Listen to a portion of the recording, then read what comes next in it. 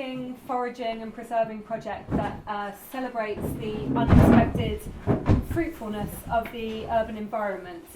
And as I've already said, on the table in front of you are some of the jams, jellies and chutneys that we've made as part of the project. So let's begin, if you've located the blackberry jam, with a taste of the blackberry jam. Now, you might need to just spread it on. Try to pace yourselves for tasting 10 different things. So you might just want to spread a corner of your muffin or your pancake and then pass the blackberry jam along. So I've popped this image into my presentation this morning. This is a painting by Millet from 1857. It's called The Gleaners. And gleaning is a practice of gathering up the leftover fruit, vegetable, grain that's left behind after the harvest. So in this painting, farm workers, peasants are collecting grain that's fallen onto the ground after the harvest, and they're allowed to take it for their own use. And the reason I put this in here was because on a recent visit to my parents' house, I realised that this painting, well, not this painting, a reproduction of this painting, hung on the wall above the dining room table in the house that I grew up in. And I'm quite interested in sort of tracing trajectories of where ideas come from and how artworks begin, and I thought this was quite an interesting thing to locate as something that maybe has played a role. But really, the story of this artwork begins in Stratford in East London in 2014. So I had been invited by the artist Hilary Powell to create a walk that linked Stratford Station with Sugar House Lane. So I was wandering around these very ordinary residential streets, light industrial estates, and paths along the side of the Lee navigation. And the thing that struck me was how much fruit there was. It was mid-August and the neighbourhood was overflowing with ripeness. There were plums, blackberries, apples, sloes. And I stood facing this view. So this is a huge plum tree. You can just about see the red plums on it, overhanging the waterway. And this metal structure here, I was able to walk across like a bridge. And as I reached up into the branches of the tree, kind of pulling fruit down to pick, the sort of reverberations of my picking moved through the tree, making all the ripe fruit fall, kind of plopping into the water behind and creating this sort of cacophony of sound. So each plum that I gathered triggered a chain reaction, making it plop and splash into the water around me.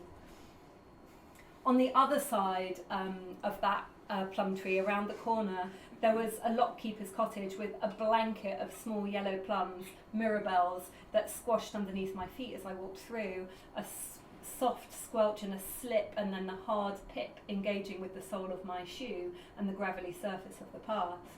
Emerging out of that laden with fruit onto Sugar House Lane, making jam felt obvious. So at this point I'd like you to try the plum jam. So yeah, please take some plum jam and then pass it down the table. So I took the bounty of that solo walk and I made jam. Then, as I walked the route with a group, we stopped at points along the way where the fruit had come from, and I told them about the trees, the bushes, the brambles, and we ate the jam together. The walking and the foraging are a way of being in a place that changes your perception. You move differently, more slowly perhaps, and less set on a straight line or path. You allow your attention to be drawn, to zigzag back and forth. You look up to scan trees for fruit, or for blossom that's the tell of fruit to come, or you look down onto the ground, that carpet of plums, or the purple-stained birdshit revealing hidden elderberries. Looking and moving is different, but the shift encompasses all of your senses, the smell of the fig tree, the plop and splosh of the plum falling into the water, and that squelch you feel underfoot. And so from that initial walk, it felt clear that the next step was to make every aspect of the work participatory. So I began to invite people to join me. We spread out from Stratford and walked in Hackney Wick, in Homerton, in London Fields, and in West Ham too. With this work, there seems there's no place in the city where I can go and not find fruit. So let's taste now the East End cheese. So a cheese, it's not actually cheese, it's got no dairy in it, it's just a name for a preserve that's been cooked to quite a thick consistency. So if you're familiar with Spanish membrillo, for example, that would be termed a cheese. So the puree of the fruit is mixed with sugar and then boiled down until it sets, and then when you pour it you can slice it almost like cheese. Walking together with a group of people, pausing and looking, gathering and picking, makes a space for conversations. We talk about the fruit that we are finding, how to identify it, whether people have seen it before. We talk about the jam that they've made before or seen other people making, or that they like to eat. We talk about the seasons and the weather, and if things are early or late this year, or if it's a good or a bad crop. The artwork also instigates performances of unusual behaviour. The reaching and leaning over to pick, climbing up trees onto railings, leaning down and around, clambering in and out of bushes, disrupt the normative expectations of activity in urban space. Those activities in turn open spaces for conversation and discussion. They make it possible for people to talk. Passers-by say, "What are you doing? Can you eat that? What is that?" They stop and look, and they see different things differently too. They notice as well. So one of these, "Can you eat that?" is Mahonia. So let's now taste the Mahonia jelly.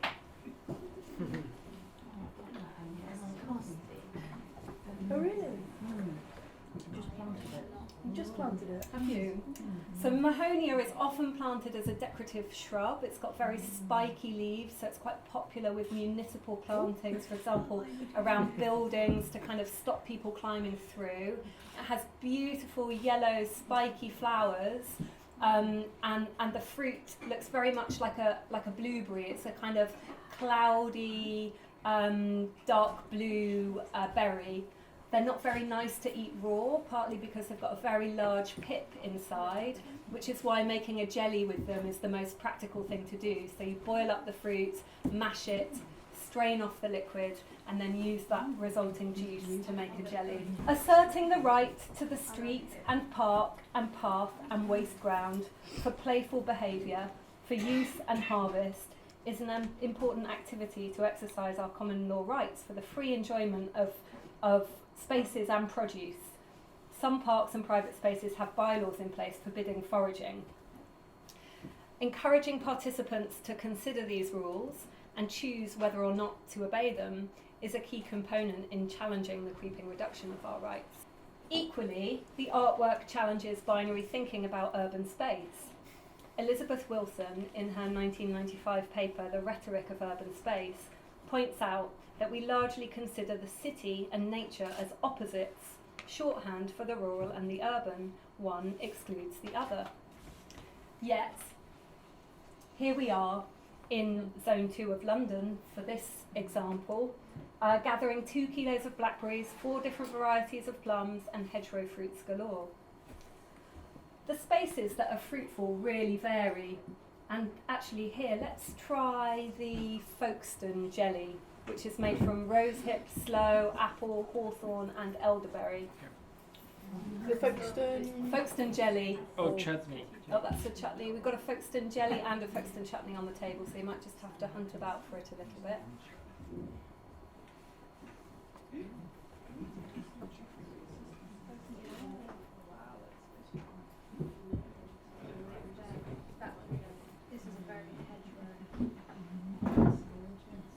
This is a wonderful kind of hedgerowy mix that we picked.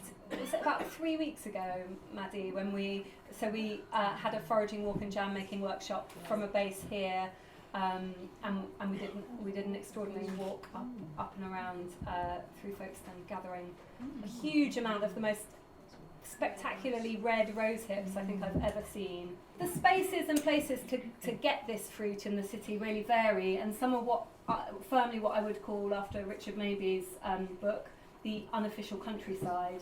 So the pieces of land that are kind of left over. They're sort of in between places. They're accidents of planning and design.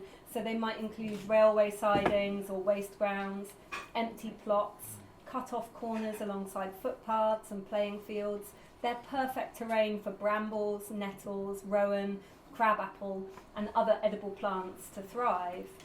They're spaces that are at risk in cities crazed by land values and the building of ever more luxury flats.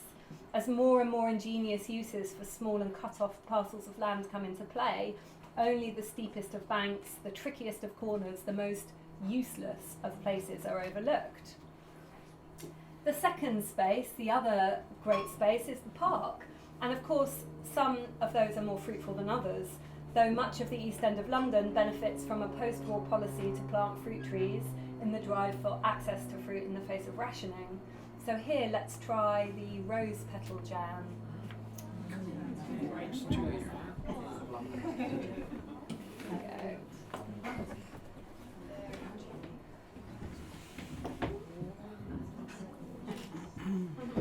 So the picture here shows almost 3 kilos of rose petals that we gathered in public parks last summer to make jam with. And we felt quite nervous about actually harvesting the petals from the flower. It feels like roses are there in public space for public enjoyment.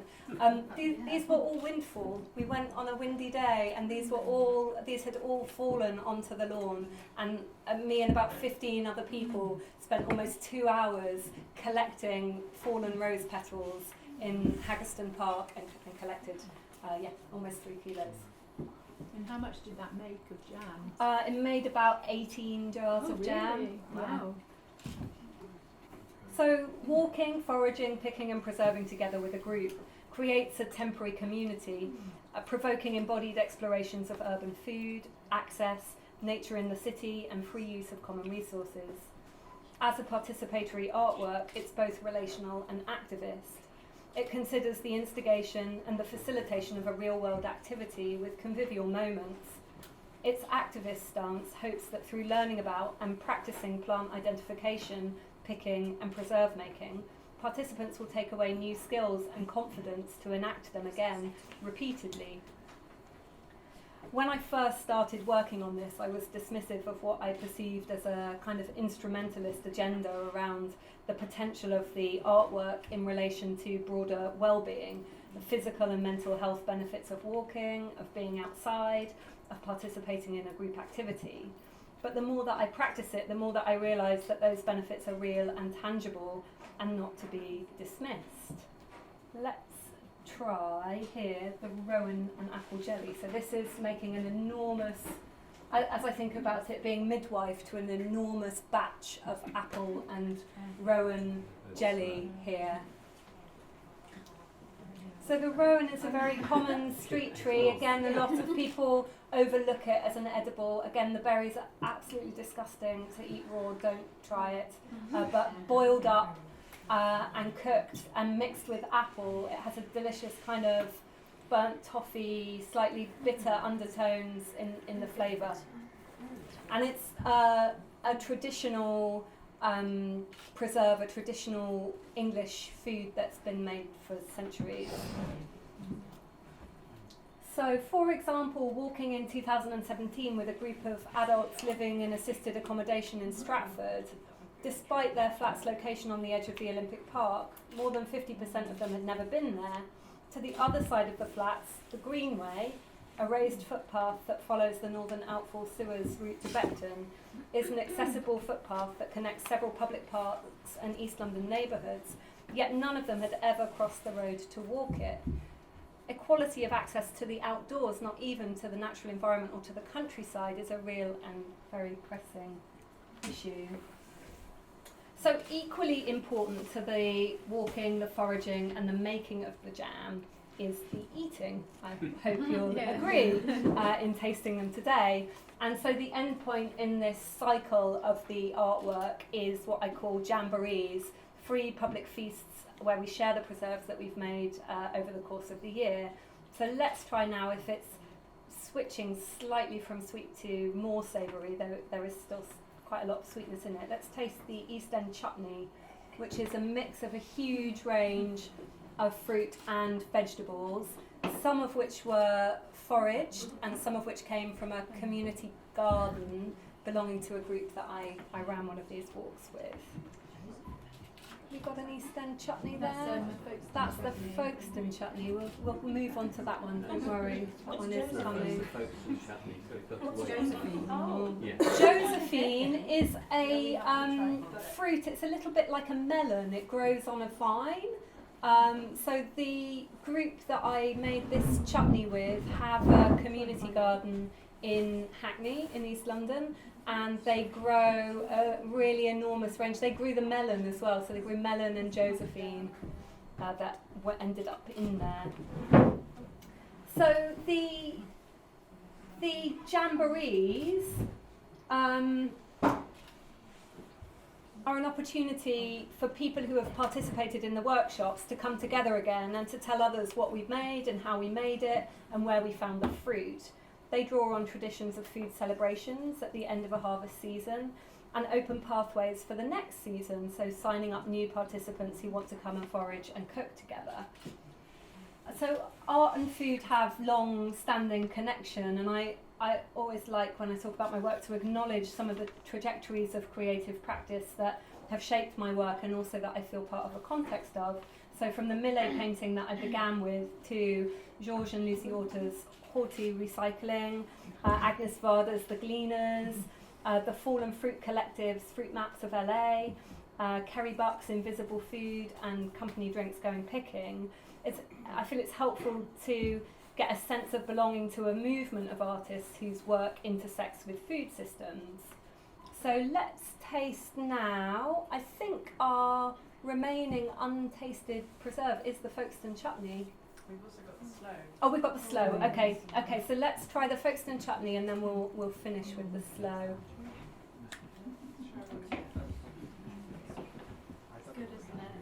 So the Folkestone chutney is kind of groundbreaking for me because not only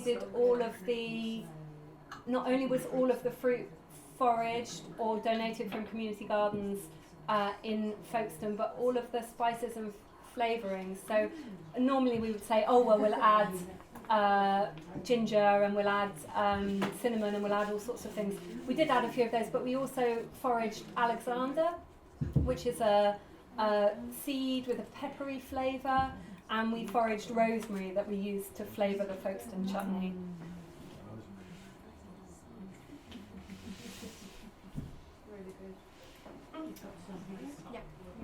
And so, looking forward with the project, experiments such as this pop-up jam kitchen that I created here on the Harbour Arm with Maddie a couple of summers ago are inspiring some ideas for future development, including the possibility of a cooperative jam hub, a mobile jam kitchen for pop-up events and community partnerships, and other ways to extend the reach of the artwork.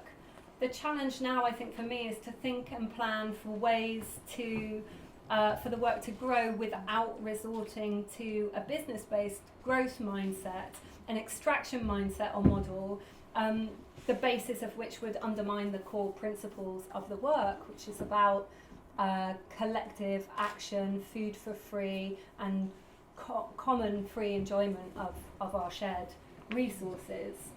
So let's just finish then with the sloe jelly.